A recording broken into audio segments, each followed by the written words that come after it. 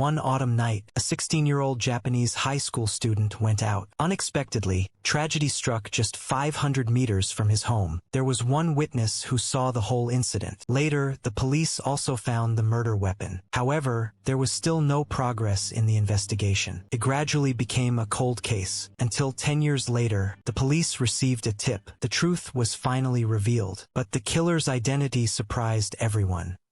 Hello, everyone. I'm Will. Welcome to X Investigation. The story takes place in Hyogo Prefecture. It faces both the Sea of Japan and the Seto Inland Sea. It is a major transportation hub in the Kansai region. Its capital, Kobe, was one of the first ports to open to the world. Nestled between mountains and sea, it is a beautiful city. It is also famous for Kobe beef and premium steak. These attract many tourists to the area.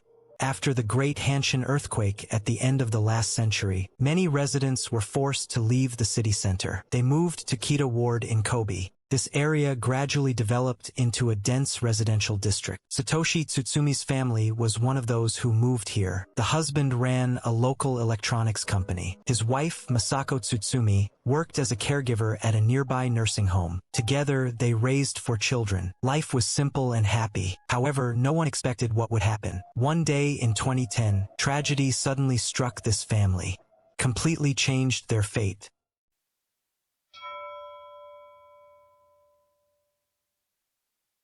On October 4, 2010, it was a Monday. Masako Tsutsumi had the day off. Although autumn had already begun, the weather was unusually hot that day. After finishing work at noon, Satoshi Tsutsumi returned home. He had lunch with his wife. Afterward, they went to a home store for supplies. While shopping, they suddenly remembered that their youngest son, Shota Tsutsumi, would turn 17 in 6 days. Since it was still early, they decided to pick out a birthday gift for him. Shota Tsutsumi, like his father, was very interested in mechanics. Shortly after starting high school, he got his moped license. So, his father wanted to buy a motorcycle as a surprise. The couple compared models in the store. They took their time to choose. After picking the right model, they returned home to prepare dinner. Soon after, the children returned home one by one. The family sat around the table for dinner. They shared stories, and it was a warm scene. After dinner, Shota Tsutsumi sat on the sofa as usual. He was watching a TV drama, while messaging friends on his phone. The drama ended at 10 p.m. He stood up and said he was going out to see a friend. Initially, his father was worried it was too late and wanted to stop him, but then he thought that his son was only going to the nearby park. It was only several hundred meters away. So he just told him, be back early. After Shota Tsutsumi left, Satoshi Tsutsumi took a bath and changed into his pajamas. He checked the time. It was almost 11 p.m. He was getting ready for bed. Just then, someone rushed into their home.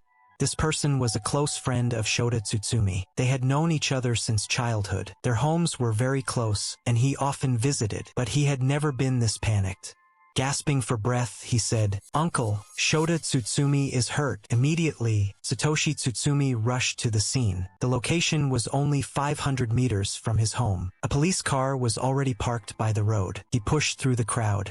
He saw his son lying on the ground. He shouted loudly, "Shota Tsutsumi, hang in there," but there was no response. The ambulance arrived quickly and took Shota Tsutsumi to the nearest hospital. Unfortunately, due to his severe injuries, at 12:26 a.m., he passed away. The medical examiner's report showed that Shota Tsutsumi had multiple wounds on vital organs. He died from excessive blood loss. There were almost no defense wounds on his body. Based on the marks, he was suddenly attacked while sitting down. He had no time to react. The investigation began. Where Shota Tsutsumi finally collapsed was a crosswalk on the Koryochwa line. The trail of blood led back to Hashirajayaka. It was an intersection in a residential area. The distance between the 2 points was 70 meters. Based on the scene, the intersection was likely the primary site. There were several vending machines at the scene. They were stocked with various drinks. A red oil drum stood by the road. Next to the machines was a tobacco shop. Its doors were tightly closed. There were steps in front of the door. 2 yellow bollards were set at the intersection to protect pedestrians and buildings from turning vehicles. Police searched the surrounding area thoroughly. They found no murder weapon. The neighborhood had no surveillance cameras yet. The investigation faced many difficulties. None of Shota Tsutsumi's belongings were missing. Robbery seemed unlikely. Police extracted DNA from his clothing, but because the sample was small, and it was a mixed DNA profile, limited by the technology at the time, they could not identify the killer. According to the investigation, after school that afternoon, Shota Tsutsumi hung out with friends at a nearby park. There were about 10 people in total. They went home after sunset. Shota Tsutsumi was dating a girl a year younger than him. In the honeymoon phase, they wanted some alone time. They agreed to meet at the vending machines after dinner. The girlfriend told the police that at 10 p.m., they met as planned. They sat on the steps by the vending machines. They were drinking juice and chatting together. They were laughing and talking. About half an hour later, a man walked past them. At first, they didn't pay much attention, but after walking about 10 meters, the man stopped. He stood there, staring at them intently. That strange look sent chills down the girlfriend's spine. She said to Shota Tsutsumi, "That man is scary." Shota Tsutsumi also felt uneasy, and agreed. Suddenly, the man walked toward them without warning. That's when Shota Tsutsumi noticed a knife in his hand. Without any hesitation, he immediately shielded his girlfriend. He shouted, "Run!" The girlfriend ran in a panic to call for help. Shota Tsutsumi followed behind. They both ran northwest along the road. A few minutes later, Shota Tsutsumi's voice gradually faded away. The girlfriend quickly turned back and found him collapsed on the crosswalk. A passing driver helped call the police. The girlfriend also hurriedly contacted Shota Tsutsumi's friend. Police interviewed nearby residents. An elderly man over 60 years old said that around 10:45 p.m., he heard a man scream from the second floor. The man was shouting, "Run, and it hurts." When he checked, the people had already run far away. He didn't notice which way the man with the knife fled. It's worth mentioning that most media reported that Shota Tsutsumi shouted, "It hurts." His father thought he might have shouted, "He's running." He was telling his girlfriend the direction the killer fled. Since it was late at night, most residents were already asleep. Except for Shota Tsutsumi's girlfriend, there were almost no other witnesses. According to the girlfriend, she didn't know the man. He looked a bit old. Aged 20 to 30, he was 160 to 170 centimeters tall. He had a heavy build. He had thick eyebrows. His eyes were narrow. He had a short beard. His shoulder-length hair curled outward. He was wearing a tracksuit. She recalled that he wasn't wearing gloves. At 11 p.m. that night, shortly after the incident, police broadcasted the suspect's description over the radio. They set up checkpoints in the area, but they could not find the man. The crime occurred in a dense residential area. It was a heinous act. The next day, Kobe North Police Station set up a task force. The girlfriend said the killer passed the scene on foot. There was no evidence that he drove away. Police suspected the killer lived nearby. Soon after, a new lead emerged that seemed to confirm this theory. 6 days after the crime, a man living 100 meters southwest of the scene was preparing to clean the drain in front of his house. When he lifted the cover, he found a knife there.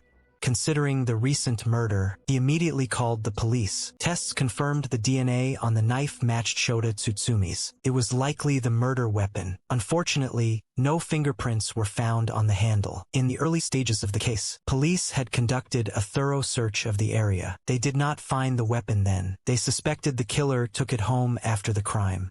He likely wiped away all traces and fingerprints. He only threw it in the drain after the search ended. This further suggested the killer lived nearby. The weapon looked like an ordinary stainless steel kitchen knife. The handle was made of plastic. Many had been sold in the Kansai region. The police checked the sales records one by one. The most recent purchase was 8 days before the crime. The shop's CCTV also captured the man's face. Police checked the surveillance footage again. They searched the surrounding area extensively. However, they still could not find the man. 2 weeks had passed since the incident. They took Shota Tsutsumi's girlfriend back to the scene, but the woman's memory had already blurred. She couldn't accurately recreate the scene.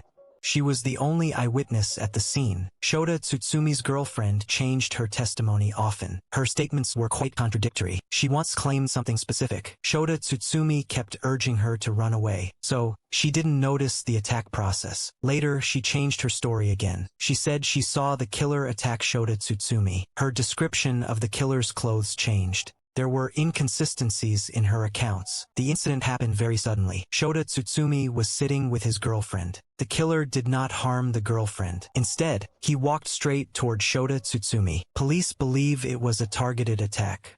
The man might have had a dispute with Shota Tsutsumi. There was likely a strong sense of hatred. There were rumors about the couple. Shota Tsutsumi and his girlfriend argued that summer. Some suspected she was involved in the case. They guessed the killer was her acquaintance. Perhaps she was threatened by the killer, or she lied to protect the perpetrator. She described the killer's appearance. She even drew a rough sketch of him. The brushstrokes were very messy. Many people mocked the drawing she made. Some said she drew a fake portrait on purpose. They thought she was misleading the police. Shota Tsutsumi's girlfriend was raised by her grandmother. They lived together for a long time. Friction due to different views was inevitable. She occasionally vented her emotions online. She didn't expect the consequences. Netizens found those blog posts after the case. She was then labeled as a delinquent girl. More people believed she was involved. Rumors spread that she hired the killer. Shota Tsutsumi's friends firmly denied those rumors. They said the two had a great relationship. Shota Tsutsumi often mentioned her to his friends. He once said something with a smile, "We will always be together in the future." The girlfriend could not be the killer. An expert pointed out her young age. Shota Tsutsumi's girlfriend was only 15 then. She hadn't even finished middle school. Witnessing her lover's death was traumatic. It undoubtedly caused her great mental stress. Memory confusion is a common symptom. Cannot simply be dismissed as lying. People should not criticize her so harshly. His friends all spoke well of him. He had a very cheerful personality. He was always ready to help others. He rarely had disputes with anyone. He stepped forward in a moment of danger. He did his best to protect his girlfriend. This was consistent with his character. Police checked his entire social circle. They also checked the crime scene area. They questioned 14,000 people. However, no useful clues were found. They had to change their investigation. They considered the possibility of a random act. Kita Ward is located near the mountains. There are many hospitals and nursing homes. Some suspected a psychiatric patient. They thought someone escaped at night, but the police verified all the records. No patients were missing that night. The incident happened over 2 months ago. It was put in the special bounty system. They offered a reward of 3 million yen. They sought clues related to the case. This was the system's maximum reward. Unfortunately, the search was difficult. The investigation made no further progress. 6 years had passed since the incident. The man's characteristics were released. They hoped for clues from the public. It is worth noting the differences. CCTV features differed from her description. He was in his teens or early 20s. He was 165 to 175 centimeters tall. He wore a checkered top and blue pants. He walked with his arms crossed. His body was leaning slightly forward. Police printed a large number of flyers. They distributed them in the area, but this clue also led to a dead end. The case saw no substantial progress. It eventually became an unsolved cold case.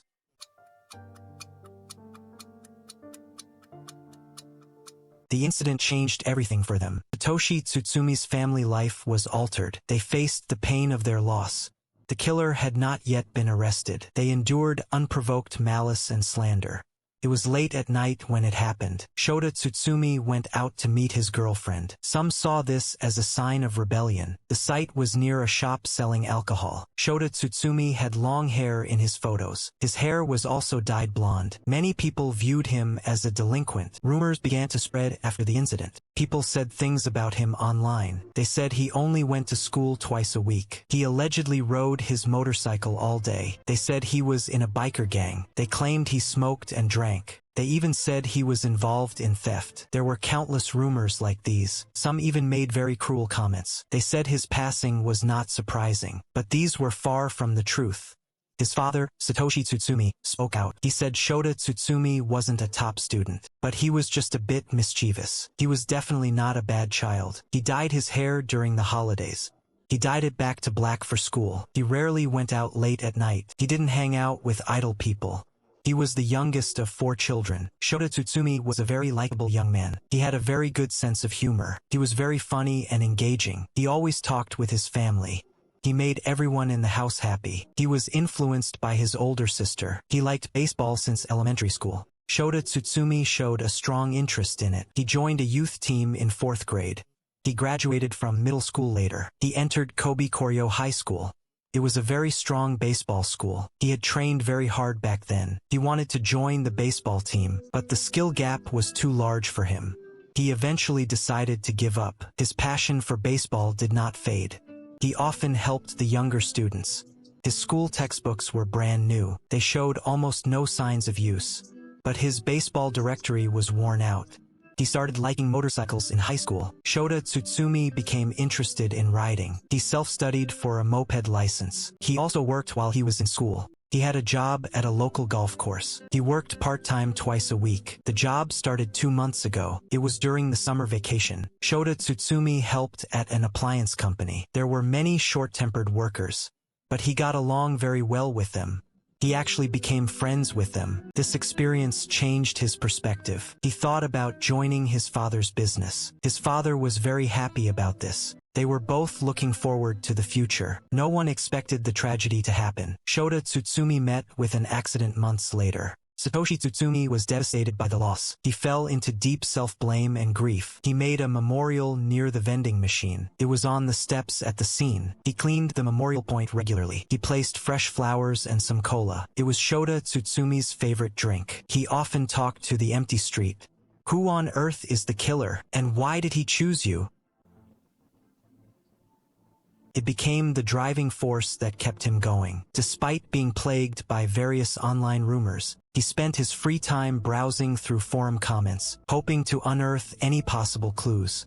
As time passed, the case gradually faded from the public eye, and both media coverage and comments dwindled. The father decided to turn his grief into strength and take action himself. He personally designed and printed flyers seeking leads, distributing them continuously around the crime scene. Initially, his distribution was limited to 200 meters, but it gradually expanded to a 1-kilometer radius, covering about 6,000 households. Every year on October 4th, the anniversary of the crime, he would go to busy nearby stations to hand out flyers. To him, every person who saw a flyer represented a new hope. For over 10 years since the incident, through wind, rain, and even the pandemic, Satoshi Tsutsumi's efforts never ceased. He distributed over 50,000 copies in total. The pedometer he always wore showed that he once walked over 27 kilometers in a day. During media interviews, he stated with firm determination, "I cannot let this incident be treated as a thing of the past. As long as I am still handing out flyers, this case is still alive."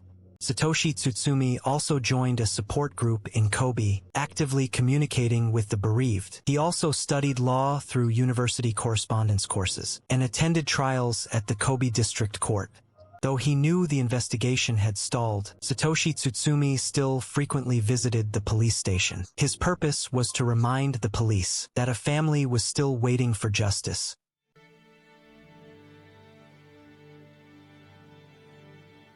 The year 2021 arrived, 10 years after the crime. During this time, Satoshi Tsutsumi had been busy giving speeches, advocating for an improved security system to build a safer society. He was later honored with the Safe Town Award from Hyogo Prefecture. Perhaps his long-term persistence allowed him to sense a turning point in fate. He said to his wife, "For some reason, I feel the killer will be caught this year." This faint premonition became reality during that hot summer.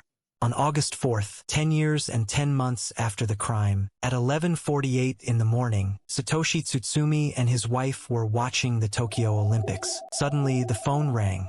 Satoshi Tsutsumi answered the call. The caller was a detective from Kobe North Police Station. He had contacted the family monthly to give updates. Although he called it a progress report, there had been almost no progress for all these years. Satoshi Tsutsumi prepared to respond politely as usual, But he never expected to hear the words he had been waiting thousands of days and nights for. The suspect was just arrested. Over the years, he had imagined this scene countless times. When the moment finally arrived, he fell into a long silence. His mind went completely blank. Satoshi Tsutsumi wrote down, "The killer is caught," and handed it to his wife. His wife froze for a moment, and then they both burst into tears. It turned out that 10 months earlier, on the 10th anniversary of the crime, many media outlets reviewed the case. The reports sparked widespread attention once again. In the 6 months that followed, police received about 70 new leads and investigated them one by one. The most credible lead came from Aiki Prefecture, where a man reported that his friend's appearance and behavior matched the flyer, and that the friend had accidentally mentioned committing a crime. After receiving the report, the police conducted secret surveillance for several months. They extracted a DNA sample from his discarded trash. Using the latest forensic technology, investigators had successfully extracted a pure DNA sample of the killer from Shota Tsutsumi's clothing. The comparison showed it was a perfect match. On the morning of August 4th, police raided Toyoyama in Aiki Prefecture. After arresting the suspect, they transferred him to Kobe North Police Station. Surprisingly, the man did not resist and cooperated with the investigation. He soon admitted to being the killer of Shota Tsutsumi, the same man seen buying the knife on surveillance. The man was 28 years old. He was 17 years old at the time of the crime. Due to the juvenile law protecting minor offenders, his name has not been disclosed. We will refer to him as A for now. Due to his father's frequent job changes, A had moved many times since childhood. 2 years before the crime, he entered a high school in Aomori Prefecture. During his time at school, he caused quite a bit of trouble, including threatening classmates with a knife. He dropped out during his second year of high school and studied alone at a cram school. Afterward, he moved to Kobe to live with his mother and grandmother. The house was only several hundred meters from the scene. Back in high school, I had been in a relationship with a female classmate. After dropping out, he remained obsessed with her, trying to contact her multiple times. However, she no longer wanted to be with him and treated him coldly. This caused A to develop a deep resentment. At the same time, A believed that she preferred men who looked like delinquents. His distorted psyche led to hostility toward such people. 2 months before the crime, A went to Aomori Prefecture alone, found the girl and attacked her, causing an injury to her arm. Their relationship was completely shattered. He then fell into extreme loneliness and a morbid state, even exhibiting extreme behaviors. According to A's confession, he had no prior connection to Shota Tsutsumi. However, in his daily life, he had seen Shota and his girlfriend together many times. On the day of the crime, I passed by the vending machine and saw the two of them laughing together. They looked very happy, which triggered his jealousy. He felt Shota's style made him look like a delinquent. This instantly ignited his rage, and he chose to strike. 2 days after the crime, A and his mother left Kobe. During the door-to-door inquiries, many neighbors stated they thought only the grandmother lived there. Since A had no school records in Kobe, he did not appear on the police's radar during the initial search. 1 year after the crime, I told an elementary school friend about the murder. The friend thought he was just bragging and ignored it. 3 years later, he wrote a novel. The plot involved a boy who dropped out of school and lived a lonely life. He grew to resent everyone except himself. One day, boy saw 4 high school students, 2 boys and 2 girls, playing in a park. This scene triggered his paranoia, leading him to commit extreme violence, with only 1 girl surviving. This story was highly similar to the actual case, and was likely based on it.